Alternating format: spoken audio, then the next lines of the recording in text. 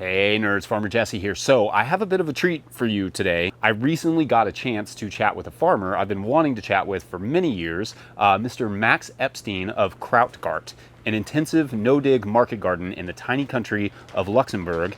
Anyway, I wanted to use this interview to highlight the cool work they're doing there at Krautgaart with their collaborative farming model and CSA and no-dig methods that you'll hear a lot about in this conversation. But we are always posting our podcasts, but are going to increasingly start posting many of long-form videos like this with the interviews that you hear on those podcasts. Before we get going, I just want to say this special episode is brought to you by the Organic Growers School in North Carolina, where I will be in a couple weeks presenting 2 half-day talks. Join Organic Growers School for their spring conference at Mars Hill University in Western North Carolina, March 8th through 10th, 2024. The spring conference happens over 3 days with over 60 workshops organized into 13 themed tracks, such as mushrooms, cooking, gardening, farming, and living on the land. Plus, I will be there, like I said, leading half-day workshops on living soil. So you won't want to miss it. Whether you are a home grower, food system advocate, or have a few farming years under your belt, this conference has something for everyone. For more information, visit organicgrowerschool.org/spring conference. All right. Cheers to this amazing conversation with Max Epstein of Krautgaart.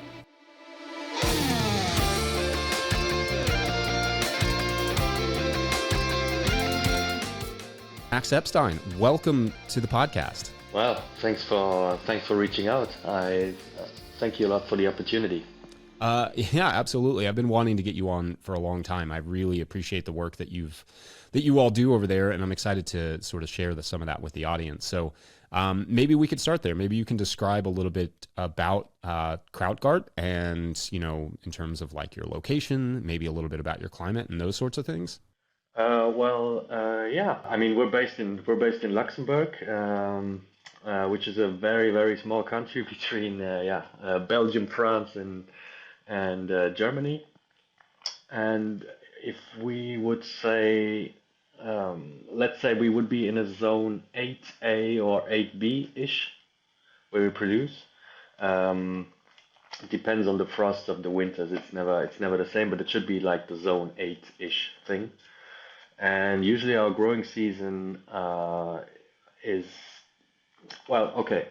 The growing season, we don't have any winter crops. So we at Krautgaart, we have a big winter break. So we don't have any storage crops or anything live in the fields or in the tunnels while we break down for winter. So our growing season is usually between beginning of February till end of December. And our frosty period is usually from the 1st of October, sort of, plus or minus, and it ends only until the 15th of May. So up until the 15th of May, we can get frosts. So it's a pretty long winter and a pretty long off season, pretty long shoulder season to deal with. And so our planting season usually starts with the equinoxes, which is pretty nice here in Europe. You have really these dates throughout the year that really are significant for the vegetable growing. I mean, at your place, it's probably the same. You have these dates in the calendar that says now it's time to seed, now it's time to plant. And for us, it's between the end of March and the end of September where we do plantings. We grow on 3,500 square meters, and we use the classic 30-inch beds, and we use 15-meter lengths. We don't like to have too big of beds. It's easier to plan, and it just happens to be also very nice for our size of our production. So 15-meter beds, 30-inch beds, and we got 600 square meters of protected space, all cold tunnels, so no heated greenhouse, plus another 100 square meters of nursery space, because we're doing all of our plant sets ourselves. And what else for technical info could be interesting? Yeah, on those 3,500 square meters growing space, we roughly pump out 15 tons of mass of vegetables totally. So 15 tons is the annual harvest, more or less. And all of this goes, basically all of it goes to our CSA. So Krautgaart is basically a 100% CSA subscription-based production. Nice. Okay, so you're doing, what did you say, 100, 150 CSAs? 155 this year, yes. And that's all vegetables exclusively? That's all vegetables. I mean, we have some berries and some, I mean, a lot of herbs, obviously, too, but no fruits. We have a lot of fruit trees, but they're all pretty young. And we have very different varieties of fruit. So somehow each year somebody else has problems, and we've never managed to get a real fruit harvest to distribute among our subscribers, which is a little sad, but yeah, we keep on it because we have many trees planted, and technically they could one day crop, but until now we don't have that much of luck with fruit. We had experiments in the first few seasons. We had laying hens, 100 layers for the subs too, which we sold while the distributions were happening. So that was pretty nice.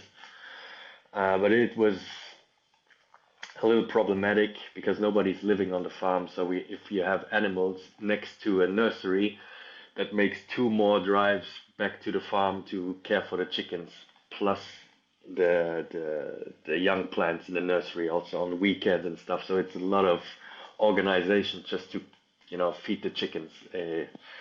So in the end, we decided to just buy the eggs in and don't produce any eggs anymore.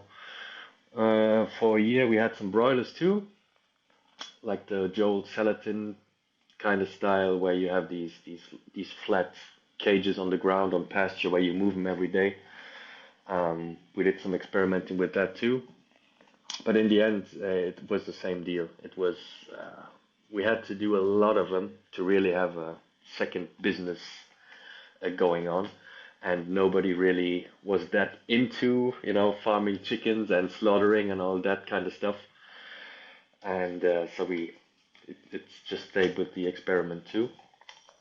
So yeah, all of it is vegetables basically. Can you break down how that CSA distribution works? I know that some people will take everything to a farmer's market and then distribute it that way and let people pick their own, or some people will deliver baskets directly to people or boxes directly to people's houses, or they'll come to the farm. Like, how does your CSA distribution work? Yeah, well, from the beginning on, we decided against delivery because we were sure that if we start with delivery, you never get off it again. So we decided in the beginning to make people come to us. And by now, with the size of CSA we have now, because we kind of worked ourselves up to these 150. So we only started in the first year with 30. And every year the garden grew a little bit, so we took a little more subscribers in. So now we have 3 distribution spots. One is at the garden, straight for like the neighbors around the garden. They can come by themselves and pick up their ready packed box in our walk-in freezer, a walk-in cooler. So that's about 20 shares or something. They come directly to the garden. Then we have a distribution spot in the southern part of the country where my business partner is from. So he has a lot of friends and family, and so we had the need to also somehow deliver some vegetables from our spot to his spot where he's from. And right now it's 40 members there, and 90 members come to our big spot at the barn. And it's basically that you come with your box, with your bags, and it's all built up in boxes. So the vegetables are all lying there. Sometimes we have bunches, we have scales laying around too, or just to count, one or two, I don't know, one or two broccoli heads or one cauliflower.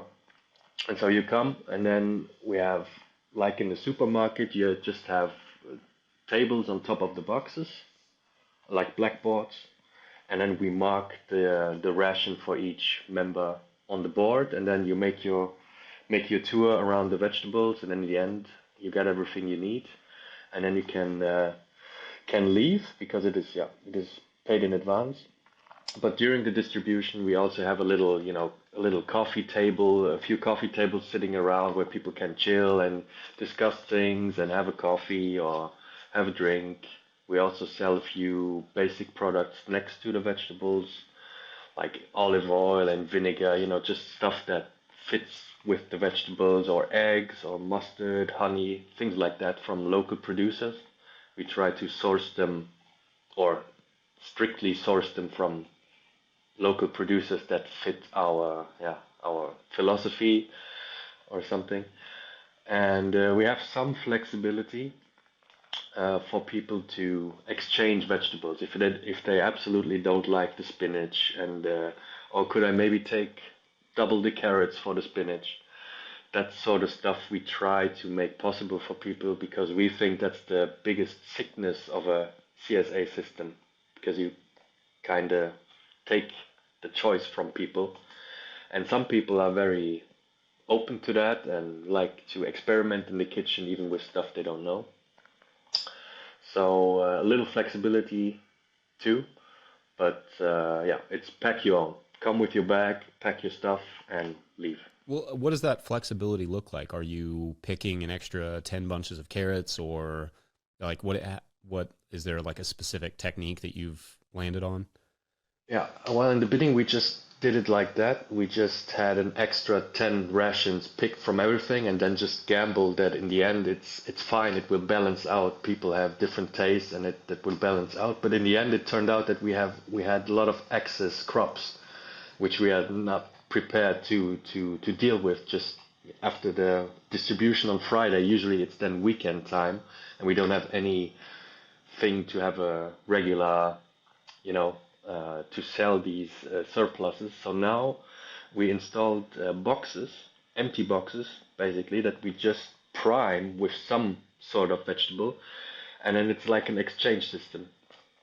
So you come, and next to the spinach box, there is in the box there is a bunch of carrots, and maybe a salad head lying in there, and then you can take your spinach ration, put it in there, take a salad out.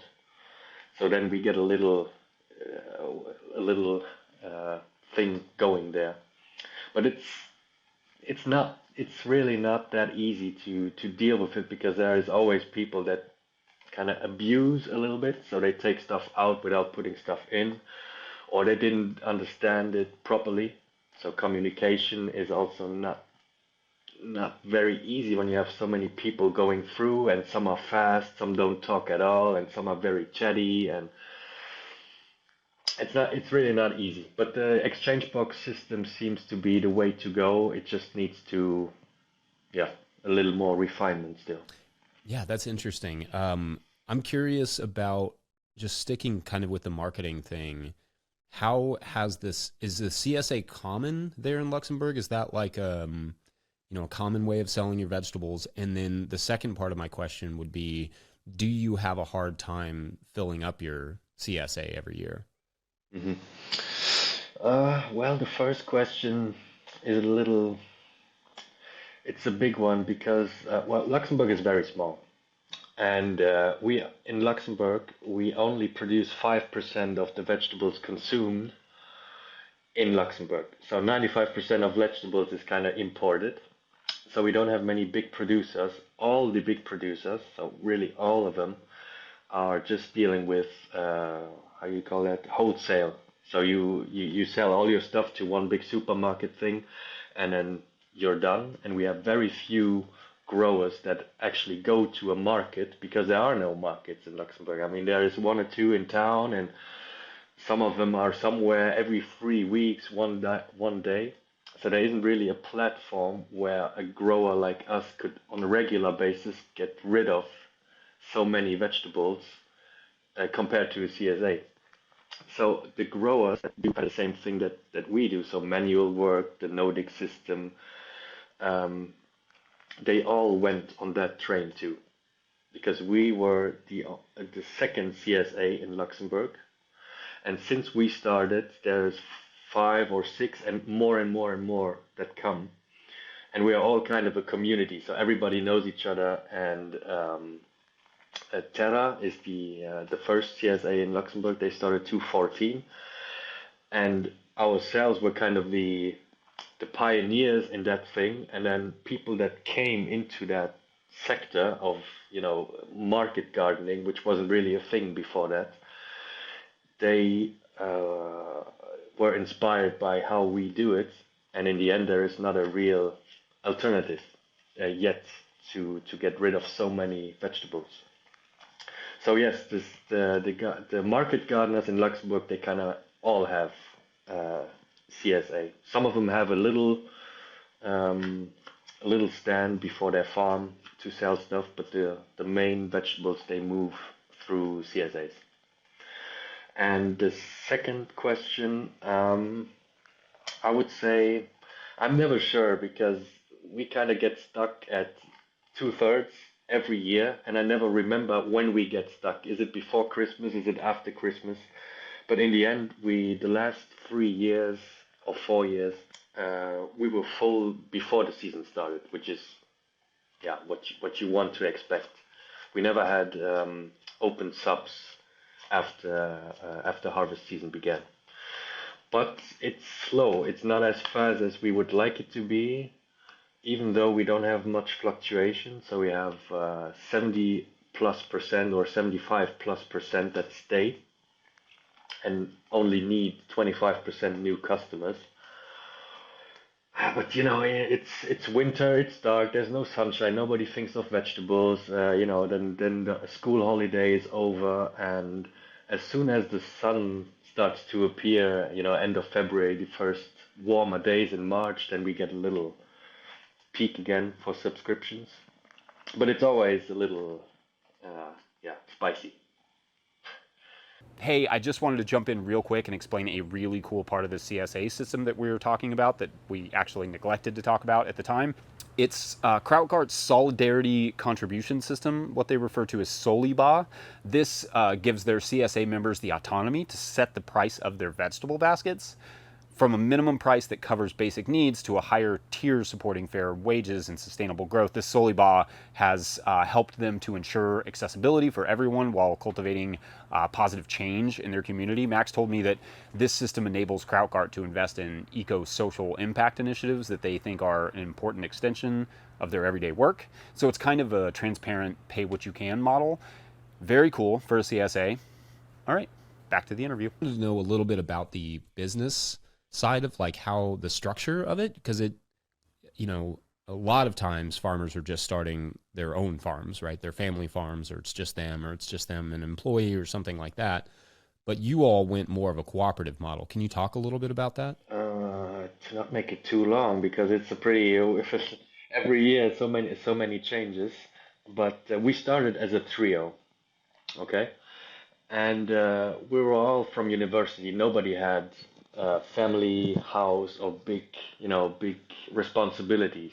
So my friend and I, we had that stupid idea back in the day to start the thing, and then very fast we had a third one starting with us. So we started as a trio, and we were all students. We all came from university, and in the beginning it was pretty automatic to make decisions to how to proceed in the business. To open a business was the first challenge, anyways.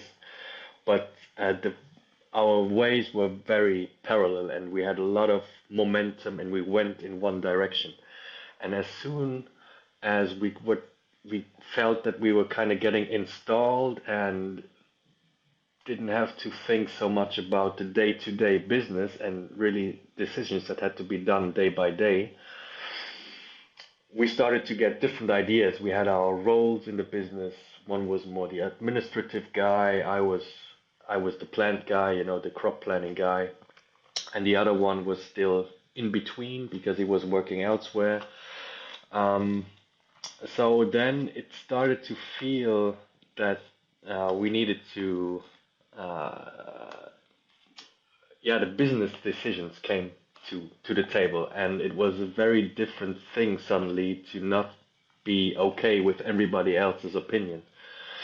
and ideas and development plans and where do we want to go and how do we see each other in 3 years and that kind of stuff. And then the first kids came in, and then these differences between the three of us, they got bigger and bigger and bigger until one of the three split it off, so to speak. So we kind of developed ourselves apart from each other. We still are friends and no problem there, but in the business was a hard time to get along. The garden is pretty small. We have three big heads talking, discussing, needing to make decisions, and the vibe was kind of bad suddenly. So yeah, the plus with the trio is, in my opinion, is that we had each other to start the business. We didn't have to do everything by ourselves. We didn't have to push out 18-hour shifts for 2 years, or all of these nightmares that you hear from left and right, how people start their farms and how much work it can be for if you are just by yourself. So that gave us, I think, the momentum, the three of us in a very small business, that we needed to get more or less. I don't want to say easy, but because it wasn't very easy, but comfortable. We didn't, like I said, we didn't have a year of 12, 14, 16-hour shifts. So that was very important to have different kinds of capabilities and sweet spots to care about and to think about. And now, since last year, we are only two business partners. And the thing is, now my business partner is basically in the same boat than I am. We both have kids now. So it is easier for us to make compromises and understand each other of what is needed for the family and for the if something happens with the family, you're out basically, and the one that stays has to deal with that, and that can be a very bad time for a kid to fall sick in the in the daycare thing. If it's the wrong day, it can be dramatic for the whole week. So and I think for that the cooperative mode is it is challenging, I guess, because there's no clear hierarchy too. There is no boss in the garden, and you don't have only employees or your wife in the business, but you have two separate families involved in one thing. So it's a challenge, but it is also a very good thing, I think, because you're not by yourself. You don't have to make all of the decisions by yourself. Yeah, and you don't have any employees besides the two of you, and then you said your partners are not working in the business either. Yeah, we have two apprentices, like official from ag school in Luxembourg, that learn a vegetable grower. Two of them in the business, and one full-time employee. One full-time employee sort of filled the gap from the third of the partners. And then you mentioned like one of the biggest issues with farming with kids is sometimes like kids get sick. That's stressful on every level. It's stressful to you personally, it's stressful to your business. I mean, are there things that you've learned in terms of like farming with a family that you feel like would maybe be helpful for people that are getting into it with a family? I think some advice. It's very difficult because I think right now I would have an easier time if I would be living on the farm. But I'm not sure. I never lived on the farm. I never could, if mom is cooking dinner and dad just hushes out 20 minutes caring for the nursery and then hushes back in. That's for me, sometimes it's like a dream scenario because I have to take the damn car and go to the garden and calculate just for a 2 minutes manipulation and switch off the lights and turn out whatever the heater. So I'm not sure. But well, the advice would be very positive. I mean, if you're a farmer, you are somehow flexible as long as you don't have animals. I think the plants, they can deal with a lot of stuff. And if you know your plants, you know your garden, you know what you can juggle a little bit or wait a day or wait 2, 3 hours. So I think the flexibility of being a farmer is very great, especially when your partner is working in 9 to 5 job thing, because then you can, yeah, you can be the difference of mom having to take a day off just because of the kid, because dad has his own 9 to 5 job and can't pick up the kids from daycare. So if something happens and daycare is calling, hey, Lotta has something, whatever, then I can say in the garden, okay, well, fine. I pick her up, and then I say, Claude, I'm sorry, I gotta leave. And then Claude says, okay, no worries. Next time it's me. So you got this, and I think this is very cool, especially when they are small. I have only have one kid. She's 3 years now, and I think during that phase it's really awesome when they're not going to school, to be that flexible. But I would love to, yeah, put my house onto the farm and see how that goes, because I think there's many hours that you can, yeah, to get the family more involved. I think is very important too, and I hope that I don't miss out on it, to especially with the kid and with mom, have these experience in the garden, in the nursery, planting, harvesting. I hope that I don't miss out on too many of them, because the garden itself, I mean, I don't.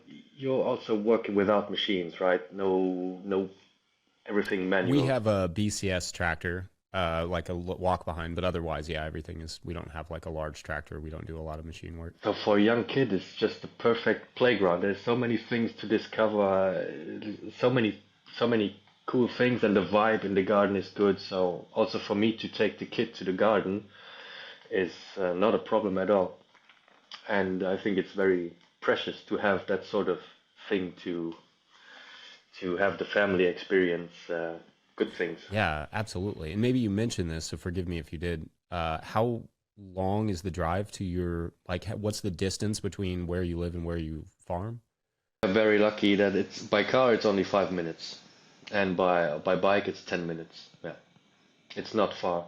But I'm convinced, as long as you have to get out of the house and go to another place which is not up the road, it is in your head and in your planning, when you're planning your weekend with your family, it's always, oh, I have garden shift today and tomorrow, and you have to plan it in. Otherwise, you wouldn't have to plan. You just go out, irrigate the nursery, and you're done. It's not a, you don't have to talk about it. But for that, I think that is something that also other people are not putting enough pressure on, is that, to me, especially here in Luxembourg and the neighboring regions, I think it has to be some future model to have one one part of the family being involved in the normal system, like we like to call it, and other one being a farmer. So the dream scenario of having a family farm and a farmhouse and everything is just around is not really realistic for my part of the world, and I think uh, it's got to be something that people talk about. How do you manage a farm while just having rented land, your other partner having a 9 to 5 job? How to juggle these Is situations? that because it's just the price of land is so high there? Is it just not nobody selling? Like what are the sort of limitations? The limitation definitely is the land. We have farmers are decreasing, so the farmer count is decreasing every year dramatically, and farms get bigger and bigger. Even in Luxembourg, a big farm, you probably need 10 Luxembourg is big farm to have a medium farm in the US probably. I'm not really sure, but farmland is very, I don't want to say it is scarce, but it is very valuable too. And yeah, it's speculation. Farmers, they know that the land is valuable, and there's many parts of Luxembourg which get speculated that maybe need to get built on in the future, and the prices for that is just astronomical. And on the other side, farmers are very, I don't want to talk too bad about them now, but they live on the subsidies. I mean, it's everywhere in the world. It is just like that. They get paid by the sheer number of acreage they have. And so even if the loss of money which they have, which they lose by giving me half an hectare, so an acre of land, even if that's not the problem is to re the paperwork for them to rewrite everything which they managed in the past year. And if they sell to me a strip of that land which I would like, then it's very complicated and very bureaucratic for them to do that. And so most of them, they just say, yeah, well, no, I'm not interested in selling. So they just don't have that. I think they miss that value of the square meter. They just think in big numbers. And if I see an acre of land, I see, tons of vegetables. And I think farmers now, they lost that a little bit, the real value of even a small piece of land. It's yeah, Yeah. that's similar to the United States too. I mean, it's the incentive here is very much the same where it's your incentive is not to necessarily sell it. And it's not the culture. People aren't thinking that they should sell land. They're thinking how do they get more land, even if they're not making money. And it would be nice to see that change because it's not helping anybody. There's so many people in America too that are looking for land and don't have access to it. So, and I know it's even harder there where you all have so much less land.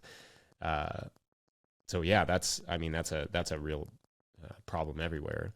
Yeah, And then and private owners too. I mean, private owners, it's so in their heads and like you say in the culture that you don't take away land from a farmer, even if it means, hey, you don't take it away from a farmer, you take it away from a farmer that is, you know, raping your land for generations and giving it to young uh, entrepreneurial farmers that really make use of the land in a proper way, but people don't really understand that because they don't have any.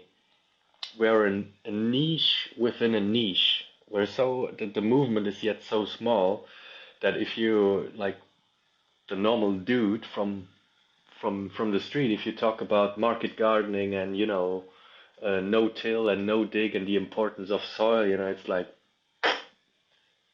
okay. And we talk to many people that owned land and they just don't want to sell for no specific reason. It's just like, oh no, that farmer rented it for 20 years now. We don't intend to take it away from him, no matter what you are doing. yeah, I think I mean it's going to take a lot to make a sort of culture change. I wish people would see the value of having you have these communities around the country in America and around the world that, like you said, farmers are leaving, right? So maybe giving up a small parcel of land brings in another family, and maybe that other family has kids that your kids are going to get along with, and they're going to want to stay around longer because they don't have many people to play with. They don't have a lot of stuff, a lot of social interaction. So as those communities start to lose their population, it just becomes less and less attractive to be there. So that's an incentive for people to sell some small percentage of their land. Also, maybe it brings in a flower grower who brings in pollinators and beneficials that help protect your crop. It's all the things. So yeah, I mean, hopefully, I only elaborate on that because I want people to hear it and maybe start, developing that same viewpoint. That there's a benefit. There's a benefit to you as that grower or that farmer to sell maybe or at least lease for long periods large parts of your land that you aren't using or aren't using very well. So yeah, I think that's definitely something that needs to change. And there are, I mean, it's I do want to talk a little bit. You mentioned like the no dig and no till stuff. Maybe you could talk a little bit about your garden management, like what how the gardens were set up, and then maybe just describe a little bit about like your system. Yeah, we're using, I don't know if it's a if it's a term in the US too already, but the no dig system, and we followed the system. We got to know it by Charles Dowding from the UK, like one of the legends. Um, and we set up the garden. To us here in Europe, it is said it's the classic way. I don't know how you guys in the US deal with it, but we started on pasture. So it was just a mowed pasture. So the farmer just went over it 2 times a year, cut the grass, and be done with it. And then applied a thin layer of cardboard. So these cardboard rolls, which you get on these very thin ones for packaging, rolled it out and put 15 centimeters of compost on top of the cardboard, and yeah, formed our big plots with it. Our plots are, well, they're different sizes, but yeah, we have plots between 12 and 17 beds, and wood chip paths in between. But that's only the initial layer, so that's really to set up the garden. You start with the naked pasture, mark out your big plots, apply the cardboard and the compost, a little compactation, and then just sow and plant straight into it. And then after that first application, we go down to one application per year. Even now, no bed gets two compost applications per year. And then year after year, we add 2 inches, sort of, yeah, 2 inches of compost on every bed. And every year or every other year, we redo the wood chip paths in between the beds. What we learned from that is really, well, two things. One thing is, in the beginning, I was more that to have pasture underneath is sort of, yeah, optional. You could also take just the farmer's field next door, naked field, apply the compost, and boom, magic is there, everything grows. That's turned out to be not the case, because the initial life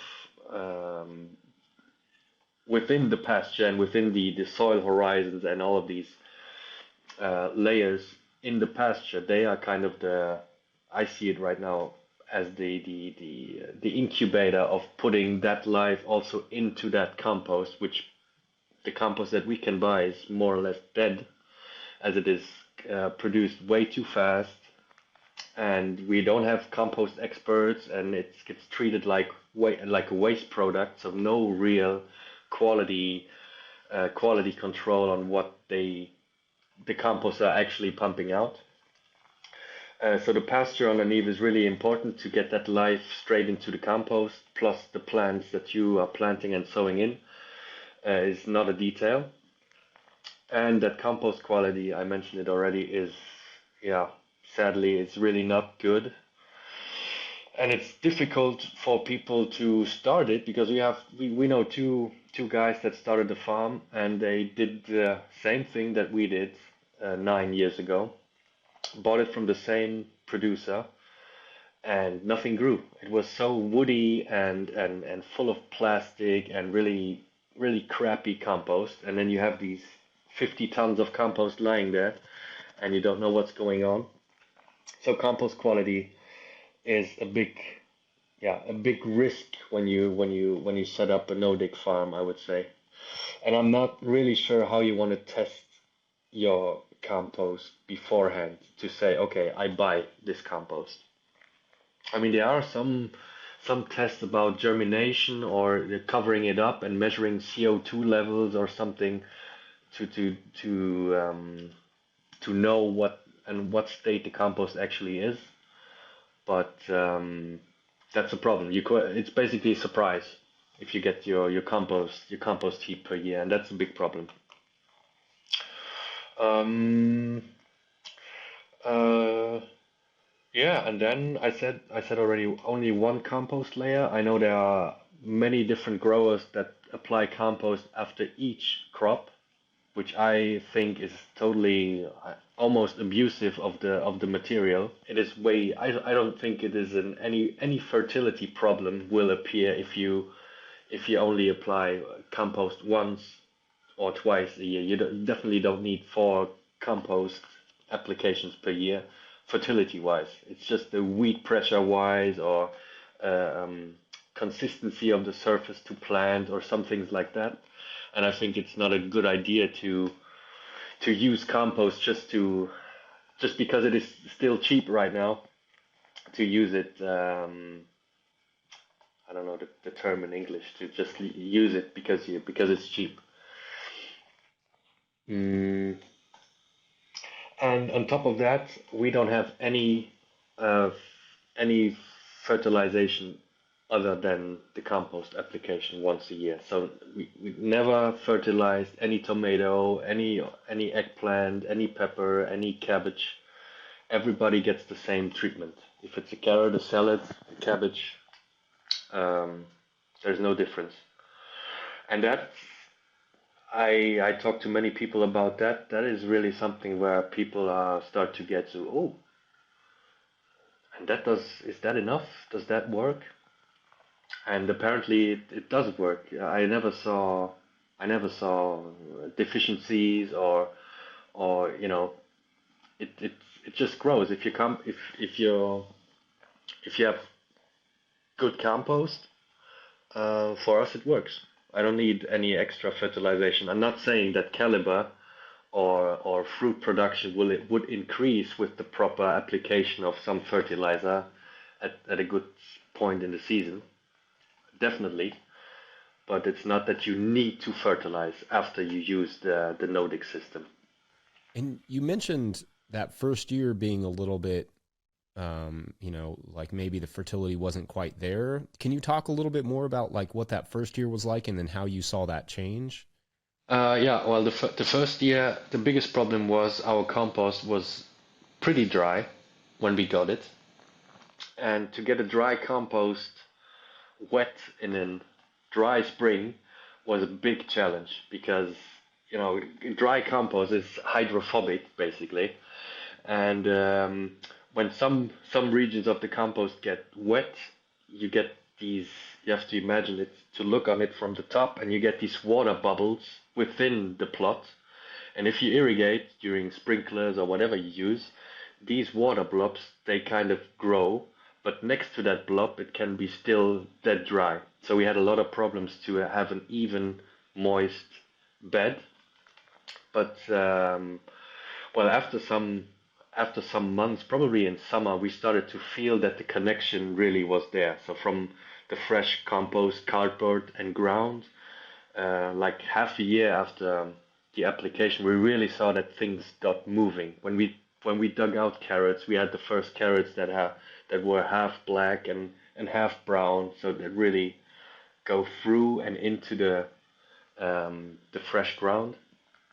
And then, but after 2 seasons, we had a mixed horizon of about 5 centimeters already, and we were like, wow, that was pretty fast. We didn't think that so much stuff is moving down there.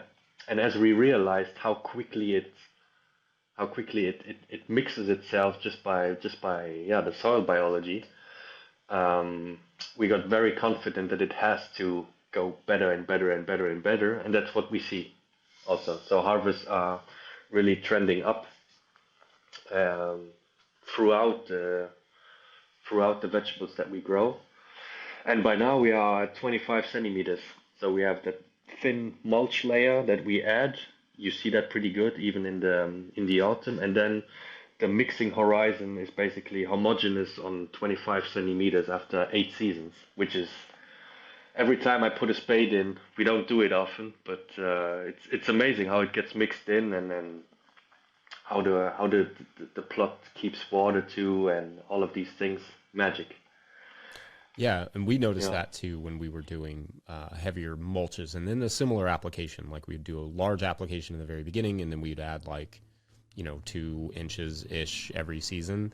Yeah, and we just saw that same thing where it just like basically, yeah, sinks 10 or 12 inches. Like 10 inches, I think, is your 25 centimeters. Um, and so yeah, that's what we saw too.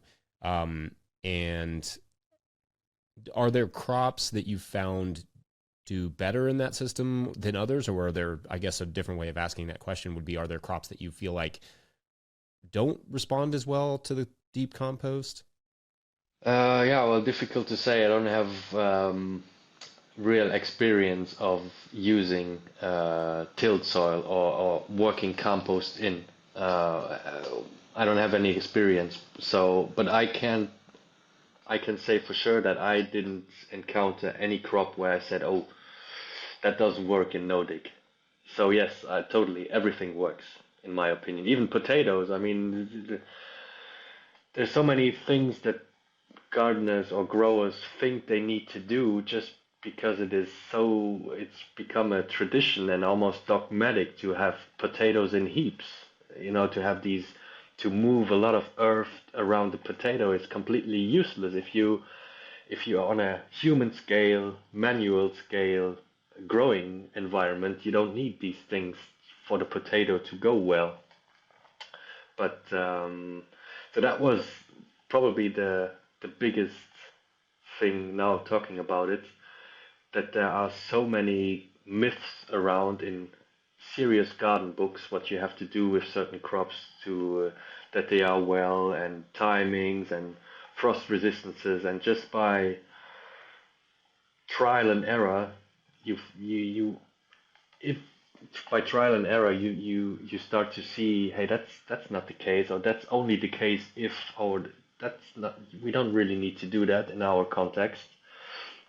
And I think the no dig is really a key thing in that, in all of these things, because that healthy soil life, I think, just checks off so many things that a grower needs to do for the crop to succeed, that I don't even realize how many good things I do, or the right things I do, just by having that undisturbed soil.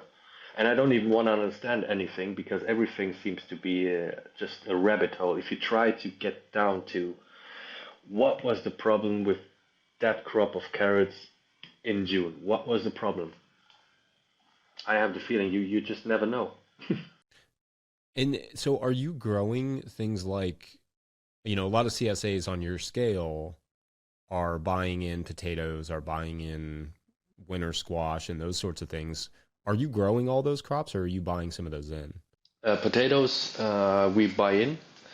It feels a little sad, but for that many people, we can't really produce them in a sensible way. It just doesn't make any sense. And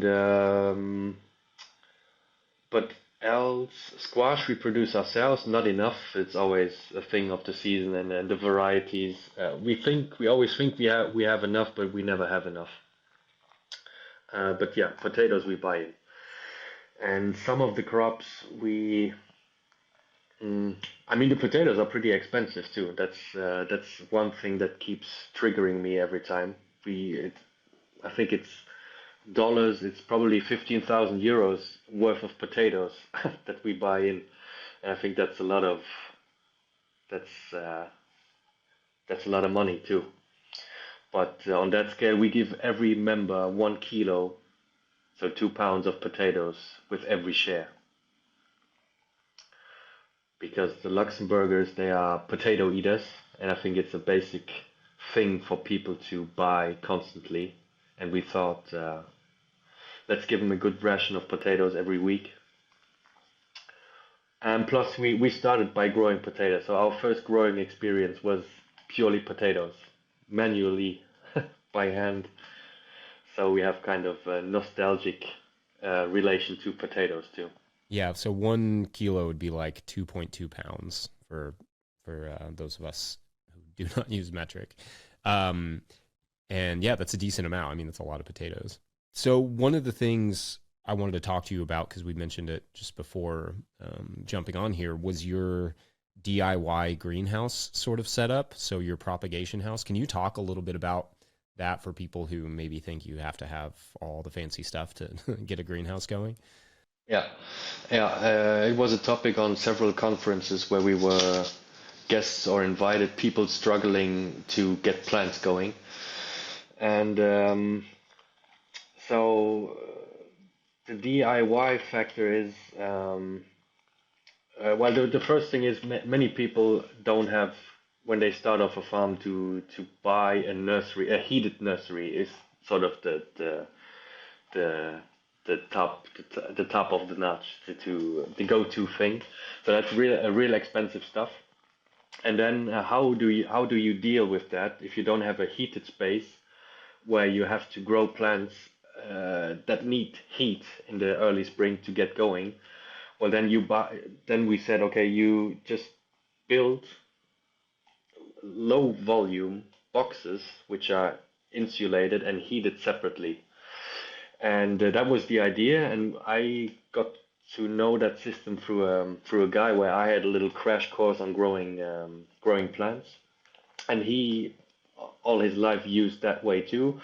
And from the beginning, we were kind of blown away by the efficiency and how safe it is too if you have proper electronic connections everywhere, and how low the electricity use is too to have a low volume box heated.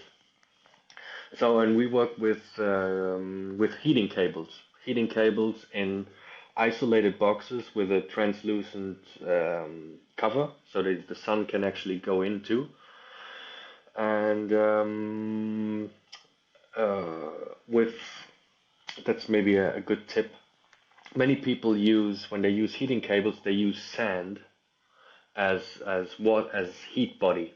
So wet sand to where the heat from the cable goes in, and then you get an equal heating platform. But the sand is really the problem, that it is so heavy and gets green quick, and you have animals in there and ants also. So we use these carpets that painters use, to not get the floor all ugly. These recycled carpets there from clothes and stuff. Double layer them in there, put the cable in between, wet the whole thing, and then you have basically a wet carpet as a heating platform. And then just put plastic on the carpet so the plants don't root in there.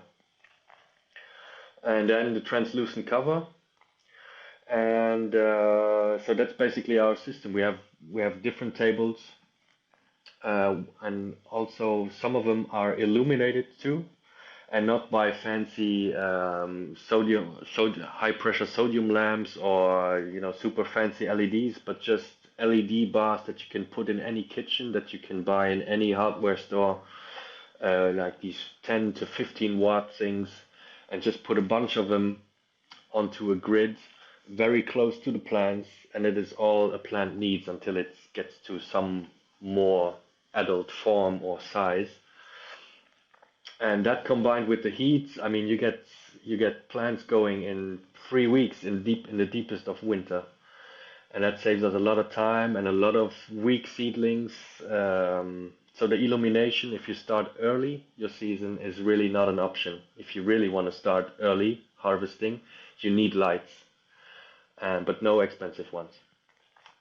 But the most important thing, I would say, from the DIY nursery to get good plants going, even if you don't have isolated boxes, if you really just have a cold tunnel and some tables and some fleece to put over them to get rid of the worst frost damage, is to have proper germination. Because I think no matter how you produce your plants, whether it be in a box where you prick them out, or you have these multi cells straight in, just seed by seed per cell. If you don't have proper germination, then you get many problems in the following time. And for that, we built like an incubator. So basically, just a cabinet from out of wood, isolated with some styrofoam, a translucent front, and also heating cables just running over platforms within the. It's basically like a big oven. We have platforms in there where you can put these quick pots in there, and they are dark. It is warm, and you get perfect germination and very fast. You stack the plates in volume, not in the surface. So if your surface area of growing in the nursery is very limited, which we had the problem too, very small nursery tent, then it's really nice to have the quick pots stacked in volume instead of just in the surface. And you don't need to water any sowings twice, which is also something that just drove me nuts. You wet your quick pot with your seed in, and then the sun hits the bare soil of your quick pot. You get that crust in there, and you never know. Okay, is it wet enough? Does the seed manage to pop through that crust that forms on these potting soils? And by putting it into a cabinet into the dark is very nice on that problem too. And for light germinators, which is not a really good term for that. It is they just don't need full darkness. So a light germinator doesn't need really saturated light, but it just doesn't like to be in total darkness. And that problem you take away by just having a translucent door where some radiation comes in, and that's fine for every light germinator too. And then controlled by thermostats, these, I don't want to shout out the name, but I saw them also, I think in your nursery too, these standard ones. They work fine. Yeah. But with everything, the best tip is probably I wouldn't want to start a nursery on the scale that we produce now. If you're new to everything and you plan your garden as a 150 sub CSA market garden, you don't want to throw yourself into the plant growing madness with that amount of plants to produce. So I think producing your own plants is really something that you need to, either you're an expert, you know what you're doing, you have experience, and you can plan your new garden in that manner, or you need to start small and then go bigger as you manage your production, which is our top rule. I think everything grew year by year a little bit, because we were all noobs in the beginning, so we didn't have any gardening school or something. So start small is probably the best thing. Yeah, that's cool, and I'll make sure to post a couple of those pictures too and add it to this video. But the of the greenhouse and those tables are really interesting. Like they almost look like cold frames, sort of. Yeah, they basically are cold frames on benches. Yeah. One other thing, just before we go, I noticed in one of the pictures you sent me, and I'll again post that as well. You're pretty up against like a conventional. It looks like some sort of conventional tillage operation, maybe grains or something right next door. Can you talk about that situation, like just being so close to like what looks like a conventional agriculture operation? Yeah, well, that strip that you see on that picture is basically the strip that we wanted to have for a couple of years, just to extend a little bit. But yeah, I mean, what should I say? It sucks.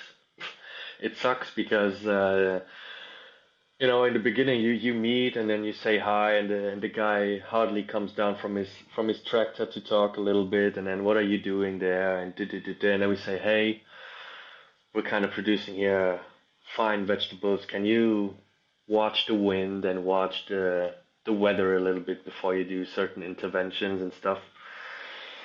But then reality hits, and we got southwesterly wind coming in, and the guy drives through his crops with who the hell knows what chemical, and it drives over to us, and we can just hope that it doesn't hurt our crops, and that he at least respects us in that way, that he doesn't, intentionally damages our crops. but it's very sad to be that close to something, and we are basically working the same soil as he does, and we during the season we always make comparisons. You know, we go to our no-dig beds and then put a shovel in, or after a rain run over our beds, and then we go to the neighbor's field and you stick that far into the mud. And the spray of Cargamon, I mean the standard NPK fertilizer that everybody uses for like every crop. He's fertilizing our pasture too. We have a big tunnel at least against the border, so when he's driving out fertilizer, then it doesn't reach the garden because he's throwing the stuff against the plastic, and we are growing a big natural hedgerow between our plots, which should also be a nice barrier for the future years. But yeah, there's no real relationship. I mean, he knows that we would like to get a little bit of his land. We went for pizza once, but there's no real relation. So it's and some people and some things that he's spraying they don't smell good at all. And yeah, but we didn't have any damage up until now, at least not on that site. We had damage on another plot because we have two plots basically. One small plot without irrigation, and that picture I sent you from the big garden. There we had some tomato damage, but maybe also from the horse manure, which is also more and more coming out on social media that people have problems with, depending on what manure they use, and yeah, herbicide traces and stuff. So yeah, there is no convincing relation, or he never came to us and said, "Hey guys, yeah, let's talk about that strip of land." Never. It's always that, more or less that adversary relationship still. Well, I don't want to end it on a note like that, because I know that's just the tough reality of what we're doing. So maybe we can give us one thing that you're like super excited about for 2024 that you're working on, or that you're excited to see happen. Like you said, you have the fruit trees developing and those sorts of things. Like what's one thing you're excited about? Well, really cool is that we that would be the first season where we have more tunnel space than we would have the need for summer crops, if that makes sense. So I can, for the first time, I don't need to plan my tunnels just with summer crops, because if I would plant everything with summer crops, I would have too much of those. So for the first time, I can have protected space that I can plan in a different manner and make spring way more interesting for people. The first harvest is very green, very reddish, very herby and very salady and turnipy. So now we get more hard stuff in for the first 4 6 weeks of harvest. So that's really nice. The two tunnels is very nice. They act as windbreak too. So that's pretty cool. And one thing that I am challenged and also looking forward to is that I am on parental leave this year. So in Luxembourg, you got a good social system, and I can, even as an entrepreneur, I can take parental leave, and I decided to do it this year half time. So it's gonna be after 8 years of full-on gardening and doing it all the way. I have a little relief, step back from the whole thing to, yeah, to have my kid around for 2 days, 3 days a week, and have more stuff in the garden. So we hired somebody else to replace my working hours in the garden too. So that's going to be a big experiment too of how it maybe can continue in the future, not being 100% involved in production. Because right now there's no, my partner and I, we are in the garden every day, all day, doing stuff. And it's going to be the first year where it's not going to be the case for me. I like that. I mean, it speaks to kind of what you were talking about, where you know, you have a partner who maybe has a different job, and then you have an agricultural job, but then also being able to be supported a little bit to be able to, you know, raise your kid and have that part of your life too. Like, I feel like that's a really cool opportunity for you and a really nice balance. Like, especially when your kids are young. I mean, they grow fast, and you realize like, oh, I've missed out on a little bit of this, and that's frustrating. And I think there's a huge value to that. So yeah, so good on you. Well, congratulations on that. Yeah, well, thank you. I'm looking forward to it. Max, thank you so much for your time. We greatly appreciate it. Love what you're doing. And like I said, I've been wanting to get you on the podcast for a while now, so I'm very excited to have had this conversation. Yeah, well, cool. Thank you. I enjoyed it too. It was the first podcast for me in that manner, and I would love to talk more about geeky stuff. But yeah, as you said, one farm, there's just so much things to talk about.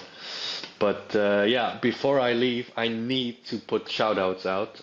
And that's one time to Felix Hofmann, the guy from at Gemüsekultur Heidelberg, the one that actually I think he put you on to contact us. It's 2, 3, 4 years back, one German guy. So shout out to Felix, and shout out to Antoine, our beloved friend and former intern, who has now his own operation, and he told me to get back to you as I missed the first opportunity because it was not the time. And he said, hey, just write the guy back. He probably take you back on. So Antoine, that's for you. He's the at le Maraîcheur. So he's in France. A young guy too. So yeah. Well, that's great, and hopefully now my book is being published in French and Italian, so I may have some incentive to get back to Europe and do some farm tours. So hopefully we can maybe bring the cameras and get to visit you and actually see some of the operation live in person. Hey, that would be great.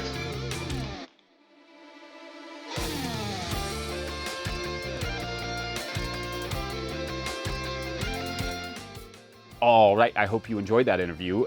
You can follow Krautgaart on Instagram. I will hook it up with links in the show notes. Also, make sure you are subscribed to the No-Till Growers podcast channel so you can see more videos like this one in the very near future. Support our work by picking up a copy of the Living Soil Handbook or a hat or other merch at no-tillgrowers.com, or by becoming a Patreon member at patreon.com/no-tillgrowers. Come see me at the Organic Growers School or here at my home farm for one of our field days coming up in 2024.